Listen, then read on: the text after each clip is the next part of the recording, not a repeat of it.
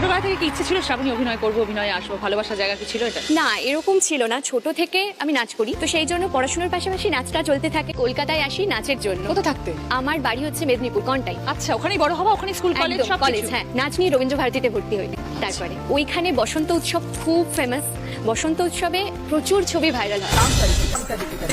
ছবি দেখে একজন আঙ্কেল আমাকে হঠাৎ করে ফোন করে। ছিলাম যেরকম শান্ত চুপচাপ মিষ্টি মেয়ে একটা, ছোটবেলায় তুমি কিরকম ছিলে শ্রাবণী? প্রথম দেখলে যে কেউ ভাবে মানে ওর মতো শান্ত মেয়ে বোধহয়, লক্ষ্মী মেয়ে বোধহয় হয় না, কিন্তু আমি প্রচন্ড ডানপিটে। মানে শুটিং ফ্লোরে আমি এদিকে চলে যাচ্ছি ওদিকে, তারপরে বৃষ্টি হলে তো কোনো কথাই নেই। যেখানে আমাদের শুটিং হয় ওর পেছনে পুকুরের সাথে পাশে একটা মাঠ, এবার মাছ উঠে এসছে। এবার আমি একজন প্রোডাকশনের দাদাকে বলেছি মাছ উঠলেই আমায় বলবে, আমি ধরতে যাব। আর আমি গাছেও উঠতে পারি, মানে আমাকে রীতিমতো সবাই সামলে রাখে। হ্যাঁ, আমার মা একদিন শুটিং ফ্লোরে এসছে, আমাকে ডিরেক্টর বলছে মেয়েকে ভীষণ সামলে রাখতে হয়। মা বলছে না তো, মেয়ে তো শান্ত। বললাম তুমি যেগুলো বললো এগুলো আমার মায়ের থেকেই শেখা। আমার মাও ভীষণ মানে মাও এরকম? আচ্ছা, মানে এখনো মনটা মায়ের বাচ্চা বাচ্চা, তাই আমি এগুলো এনজয় করি খুব।